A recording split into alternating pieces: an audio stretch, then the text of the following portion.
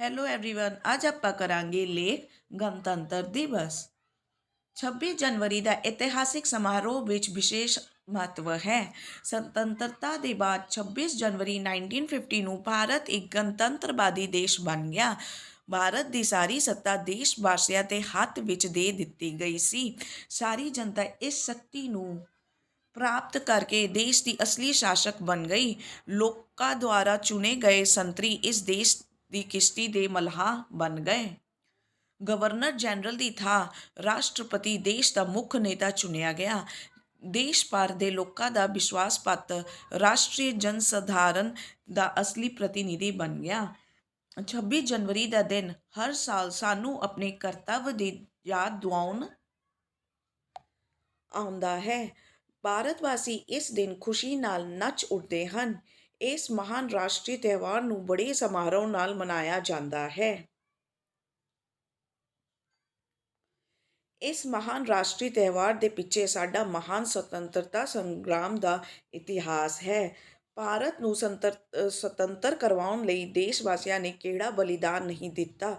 ਕਿੰਨਿਆਂ ਨੇ ਫਾਂਸੀਆਂ ਤੇ ਤਖਤੇ ਚੂਮੇ, ਕਿੰਨਿਆਂ ਨੇ ਜੇਲ੍ਹ ਵਿੱਚ ਬੰਦ ਰਹਿ ਕੇ ਦੁੱਖ ਭੋਗੇ, ਕਿੰਨਿਆਂ ਨੇ ਗੋਲੀਆਂ ਅਤੇ ਲਾਠੀਆਂ ਦੀ ਮਾਰ ਸਹੀ।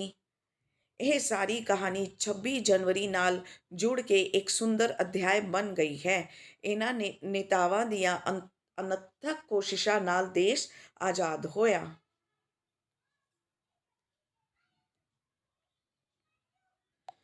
26 ਜਨਵਰੀ 1930 ਨੂੰ ਹੀ ਦੇਸ਼ ਦੇ ਪਿਆਰੇ ਨੇਤਾ ਸ਼੍ਰੀ ਜਵਾਹਰ ਲਾਲ ਨਹਿਰੂ ਨੇ ਰਾਵੀ ਦੇ ਕਿਨਾਰੇ ਕੌਮੀ ਝੰਡਾ ਲਹਿਰਾਉਂਦੇ ਹੋਏ ਘੋਸ਼ਣਾ ਕੀਤੀ ਸੀ ਕਿ ਅਸੀਂ ਪੂਰਨ ਸਵਰਾਜ ਦੀ ਮੰਗ ਕਰਦੇ ਹਾਂ।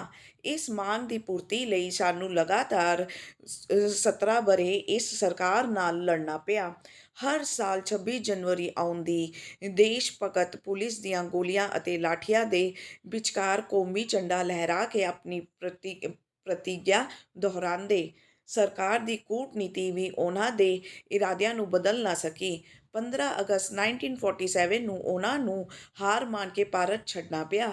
ਦੇਸ਼ ਆਜ਼ਾਦ ਹੋ ਗਿਆ ਅਤੇ ਲਾਲ ਕਿਲ੍ਹੇ 'ਤੇ ਕੌਮੀ ਝੰਡਾ ਲਹਿਰਾਇਆ।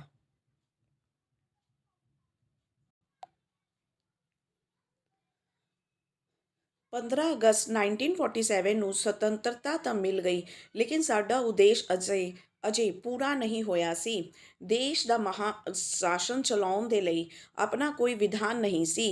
ਇਸ ਕੰਮ ਲਈ ਇੱਕ ਵਿਧਾਨ ਸਮਿਤੀ ਬਣਾਈ ਗਈ। ਉਸ ਨੇ ਸਖਤ ਮਿਹਨਤ ਨਾਲ ਭਾਰਤ ਦਾ ਨਵਾਂ ਸੰਵਿਧਾਨ ਬਣਾਇਆ। ਇਹ ਸੰਵਿਧਾਨ 26 ਜਨਵਰੀ 1950 ਨੂੰ ਦੇਸ਼ ਵਿੱਚ ਲਾਗੂ ਕਰਕੇ ਡਾਕਟਰ ਰਾਜਿੰਦਰ ਪ੍ਰਸਾਦ ਭਾਰਤ ਦੇ ਪਹਿਲੇ ਰਾਸ਼ਟਰਪਤੀ ਬਣੇ। ਉਸ ਦਿਨ ਦੇਸ਼ ਵਿੱਚ ਹਰ ਥਾਂ ਭਾਰੀ ਸਮਾਰੋਹ ਹੋਏ ਅਤੇ ਲੋਕਾਂ ਨੇ ਧੂਮਧਾਮ ਨਾਲ ਇਸ ਦਿਨ ਨੂੰ ਮਨਾਇਆ। ਦਿੱਲੀ ਵਿੱਚ ਇਹ ਦਿਨ ਬੜੇ ਉਤਸ਼ਾਹ ਨਾਲ ਮਨਾਇਆ ਜਾਂਦਾ ਹੈ। ਰਾਸ਼ਟਰਪਤੀ ਜਲ, ਥਲ ਅਤੇ ਹਵਾਈ ਤਿੰਨਾਂ ਸੈਨਾਵਾਂ ਤੋਂ ਸਲਾਮੀ ਲੈਂਦੇ ਹਨ। ਇਸ ਸਮਾਰੋਹ ਵਿੱਚ ਤਿੰਨਾਂ ਸੈਨਾਵਾਂ ਦੀ ਪਰੇਡ ਦੇ ਇਲਾਵਾ ਸੰਸਕ੍ਰਿਤੀ ਦੇ ਪ੍ਰੋਗਰਾਮ ਵੀ ਹੁੰਦੇ ਹਨ। ਇਸ ਸਮਾਰੋਹ ਵਿੱਚ ਖਾਸ ਵਿਅਕਤੀਆਂ ਨੂੰ ਪਦਵੀਆਂ ਅਤੇ ਸਵਾਦਕ ਦਿੱਤੇ ਜਾਂਦੇ ਹਨ। ਸੈਨਾ ਅਤੇ ਵਿਅਕਤੀਆਂ ਨੂੰ ਪਦਵੀਆਂ ਅਤੇ ਸੇਵਾਦਕ ਦਿੱਤੇ ਜਾਂਦੇ ਹਨ। ਲੱਖਾਂ ਲੋਕ ਸੈਨਾ ਦੀ ਪਰੇਡ ਅਤੇ ਇਹਨਾਂ ਸੰਸਕ੍ਰਿਤੀ ਦੇ ਪ੍ਰੋਗਰਾਮ ਨੂੰ ਵੇਖਣ ਆਉਂਦੇ ਹਨ। ਇਸ ਤਿਉਹਾਰ ਦੇ ਅੰਤ ਵਿੱਚ ਝਾਕੀਆਂ ਹੁੰਦੀਆਂ ਹਨ ਜੋ ਦੇਸ਼ ਦੀ ਉੱਨਤੀ ਦਾ ਵਾਸਤਵਿਕ ਚਿੱਤਰ ਪੇਸ਼ ਕਰਦੀਆਂ ਹਨ। ਰਾਤ ਨੂੰ ਭਵਨਾਂ 'ਤੇ ਰੌਸ਼ਨੀ ਕੀਤੀ ਜਾਂਦੀ ਹੈ ਅਤੇ ਆਤਿਸ਼ਬਾਜ਼ੀਆਂ ਛੱਡੀ ਜਾਂਦੀ ਹੈ। ਦੇਸ਼ ਦੇ ਹਰ ਛੋਟੇ ਵੱਡੇ ਸ਼ਹਿਰ ਵਿੱਚ ਇਸ ਦਿਨ ਕੌਮੀ ਝੰਡੇ ਲਹਿਰਾਉਂਦੇ ਹਨ। ਸੈਨਿਕਾਂ ਦੀ ਪਰੇਡ ਹੁੰਦੀ ਹੈ ਅਤੇ ਭਾਰਤ ਦੀ ਏਕਤਾ ਨੂੰ ਸੁਰੱਖਿਅਤ ਬਣਾਈ ਰੱਖਣ ਦੀ ਪ੍ਰਤਿੱਗਿਆ ਦੁਹਰਾਈ ਜਾਂਦੀ ਹੈ। ਲੋਕ ਇਹਨਾਂ ਸਮਾਰੋਹ ਵਿੱਚ ਭਾਗ ਲੈਂਦੇ ਹਨ ਅਤੇ ਇਸ ਕੌਮੀ ਦਿਵਸ ਨੂੰ ਧੂਮਧਾਮ ਨਾਲ ਮਨਾਉਂਦੇ ਹਨ।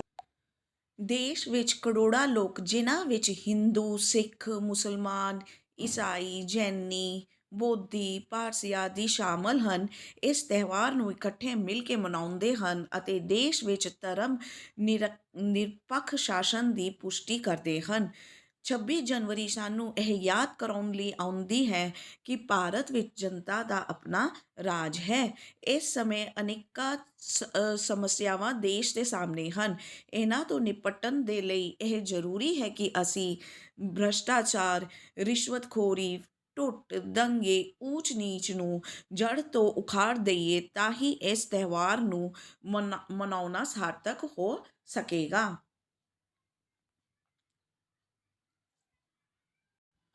Republic Day, which falls on 26th of January every year, is about the coming into the operation of our constitution. We got independence in 1947 on 15th of August. That day we were free from the British, but the actual power passed into the hands of the people on 26th of January 1950. Our constitution has been written by Dr. B.R. Ambedkar.